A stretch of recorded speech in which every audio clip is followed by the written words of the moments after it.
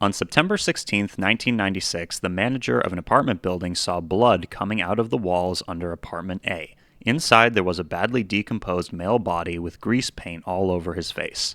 Within a nearby camera, cops found a videotape labeled "The Last Day," depicting a man taking his own life in an act of violence that seemed senseless. But after looking through the rest of the tapes, it started making sense. Dollars, in fact. This disturbed man had over time become lethal, beginning with a strange obsession with Icelandic artist Björk and culminating in attempting to kill her with a letter bomb rigged with sulfuric acid. Why we don't keep a reconstruction of his house at the FBI headquarters, I will never know. Despite not being able to tell the police much about his motivations because, he was a corpse, they were able to read the diary that he left for them, figuratively speaking from beyond the grave to answer questions on everyone's minds. Why did he do it? What was the reasoning behind his outburst? The diary explained that sometime after becoming enamored with Björk, a crush that ultimately turned to obsession and stalking and writing love letters and trying to learn every single intimate detail of her personal life, this asshole reads in the news that she's in a relationship. Now keep in mind, in the diary up to this point, he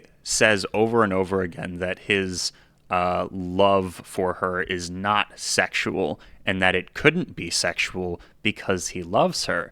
And yet, at this point in the diary, he perceives her being in a relationship as a personal betrayal to him. And he immediately begins to dream up ways to get back at her and punish this person that he doesn't know for breaking his trust in this way. Think about this. Not only is it a complete departure from reality, but it also speaks to a deep-seated entitlement to the time, energy, and affections of a stranger.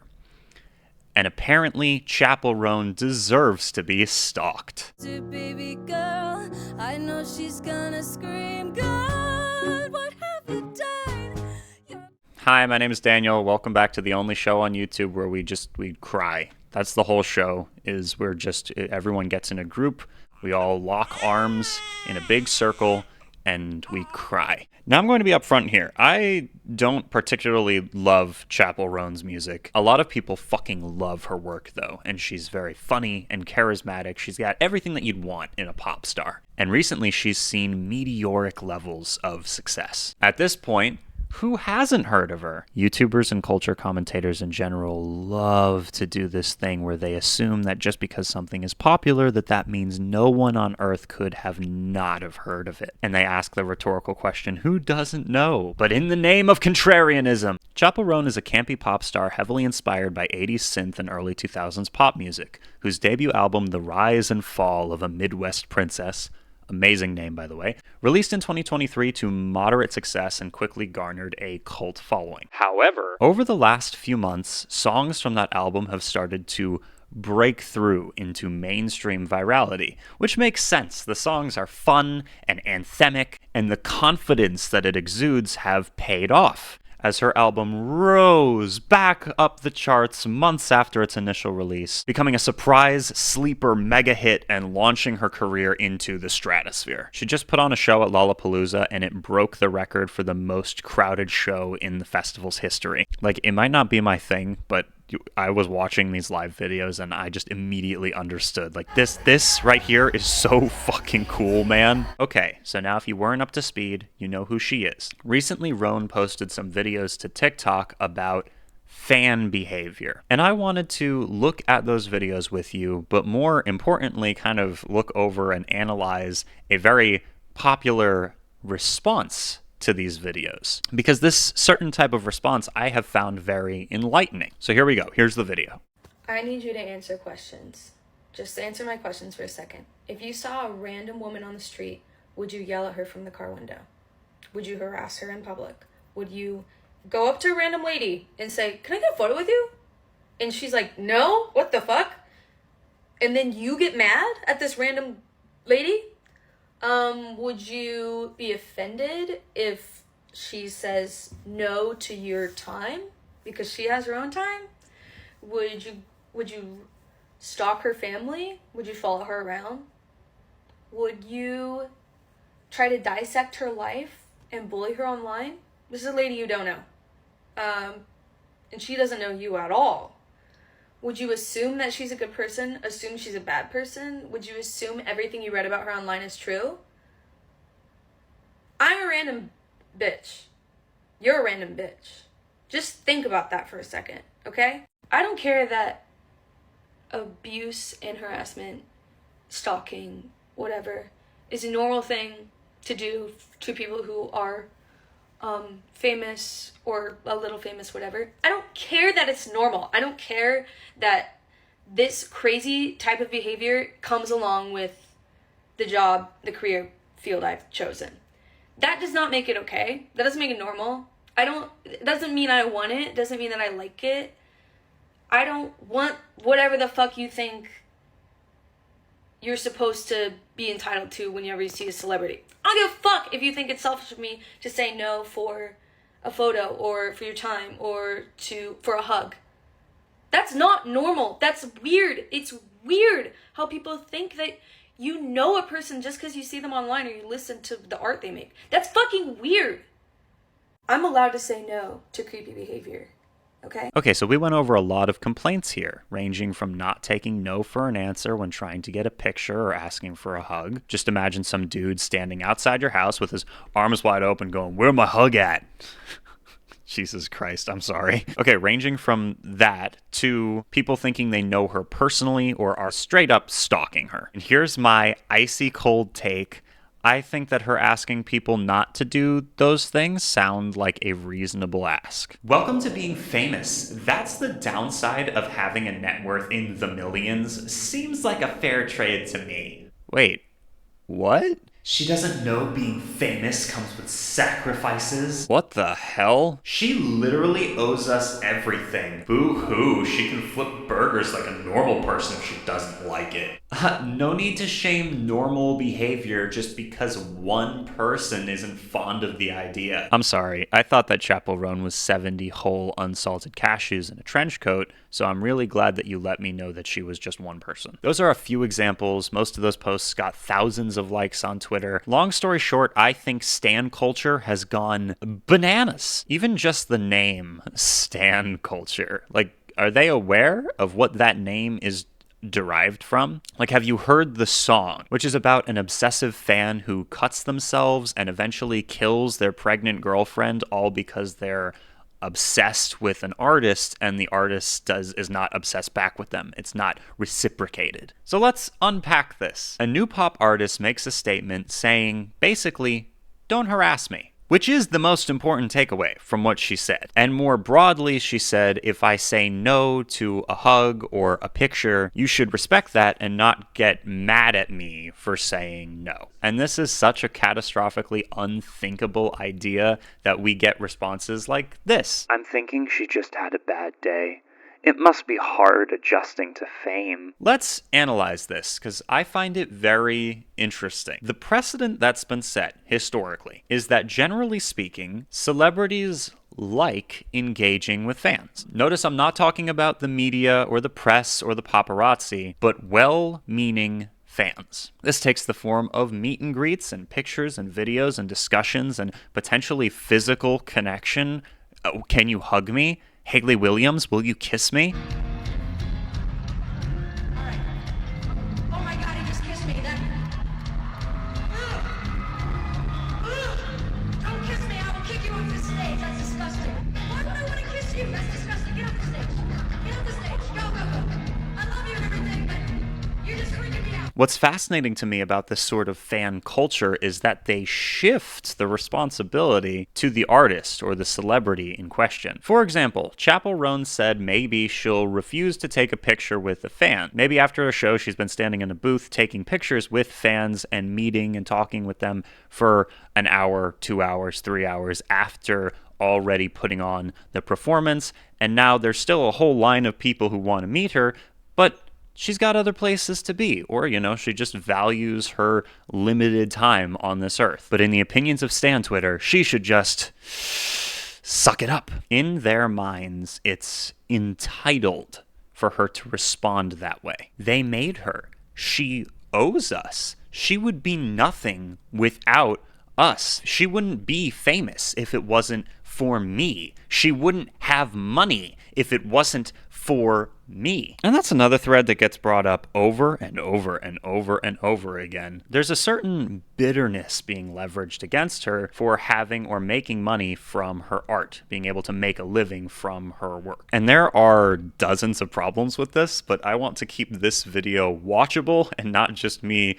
rambling about a bunch of like tangents and other concepts and ideas on why I think that this basic concept is kind of petty. So just bear with me. I'm going to use an analogy. If you go to work and you do your job, depending on what kind of work you do, you're generally compensated based on time and your skills being utilized productively. Chappell Roan's job is music. Her and her team put together and released music. If you wanted to break it down and point to a specific task or responsibility that is squarely on her shoulders, it would be making music and then performing it. To then extrapolate from that and assume that you specifically deserve tremendous emotional labor and time and effort just because you stream her music is,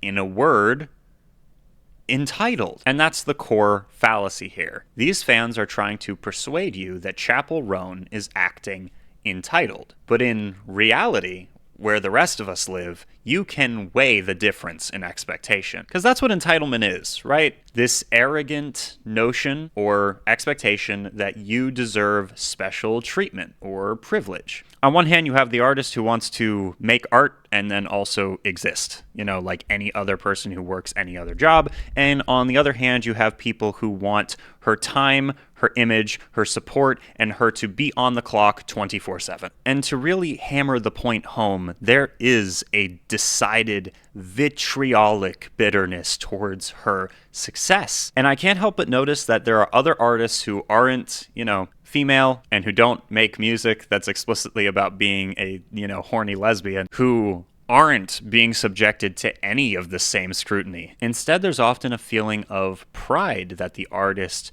beat the odds and succeeded in a field where it's notoriously nearly impossible to succeed in. And I just wonder why that is. Who's to say? If you no longer have to pay or worry about rent or groceries, something must be sacrificed. Like, what even is this? This self-righteous declaration that something must be sacrificed, as though this is some unchanging and holy karmic fact of the universe. It's a sentiment that seems common among the people attacking Roan right now. The idea that what they perceive as her privilege, her money, that she then deserves to have any number of things happen to her or be inflicted on her. Let's analyze that claim, because I'm not even a fan of Chappell Roan, and yet somehow I know that she grew up in a trailer park. She's described her upbringing as like Catholic and conservative, and I can imagine how potentially stifling that would be for a queer woman. I personally don't believe in a universal notion of balance that takes some unforeseeable and unknowable toll on successful people or gives some unforeseeable or unknowable boon to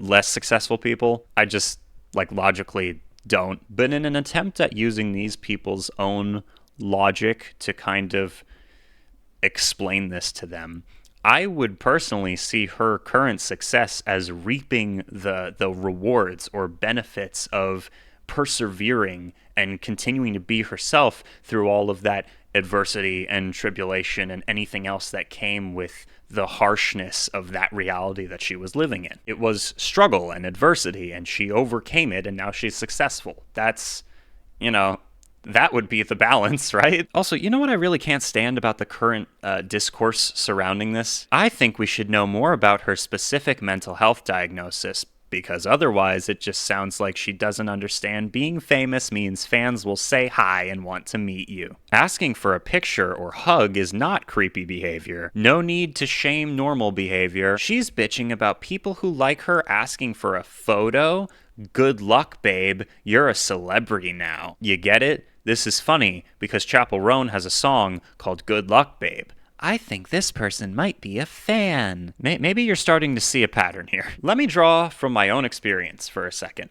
I run a YouTube channel that has 70,000 subscribers. That is, to me, that's a lot. But in the grand scheme of things, that is a very, very, very small number. Like, for comparison, if I'm not mistaken, Chappell Roan has over 20 million monthly listeners on Spotify right now. I've been doxxed. I've had people try to armchair diagnose me with dozens of different disorders. I've seen people way overstep boundaries or start trying to share intimate details about themselves unprovoked. I've seen people try to become friends with me for months and then turn it like sexual or send unsolicited explicit photos of themselves. And this shit has been happening to me by adults on and off since I was 15. I've been stalked before. One girl made threats towards like my family and she knew my full address. It was fucking terrifying. And now I just sort of take that kind of thing in stride because it does happen so often that it's like, I got desensitized to it, I guess. My point being, to hear Roan start her discussion with people not respecting her time when it comes to taking a picture or a hug or whatever, and then move into discussing predatory behavior, explicitly predatory behavior from obsessive stalkers and people harassing her, you have to ask yourself why Twitter people are so insistent on focusing on just like the one little bit that was about taking a picture with someone. Like, anyone who watches the clip can hear exactly what she means. To assume that she's calling people who ask for a picture creepy is to either just be bad at understanding things when people are saying them to you, or it's to intentionally and maliciously misunderstand her. It's steamrolling over her and intentionally misunderstanding what she said, which is creating a snowball effect of people who haven't seen the videos, seeing other people react to just one little bit that they took out of context, even though every news outlet that shared it has been sharing the full videos, because they're TikToks. They're only like a minute long. It's weirdly funny to me to see just how many hoops these people will jump through to make the statement about them so that they can get offended by it. A lot of these people are not Chappell Roan superfans. They're fans of other artists. And I think that the idea that their favorite might be uncomfortable with their predatory and or obsessive behavior is so repulsive to them that they're all jumping on a scapegoat to try to sacrifice them for the greater good. But what they don't realize is what they're actually doing is revealing the deeply arrogant and dehumanizing way that they perceive art and the people who make it. When you dig deeper into the current culture surrounding artists, especially with social media giving you access to many parts of celebrities' lives that weren't publicly available before the internet, you might find that this issue isn't incredibly new. One of my favorite artists of all time, Mitski, had to deactivate her Twitter account because fans were so insensitive and mean-spirited, both online and at shows. I've been hearing more and more that people just don't know how to go to shows now. People don't know how to, like, what the etiquette is or how to be polite or kind to their fellow humans. On top of that, like, they don't understand what being a normal, non-predatory / obsessive person is. They don't know how to not sexualize artists even when they specifically ask you to like stop over and over again. They don't realize that screaming obscenities or different dehumanizing things at the people on stage is going to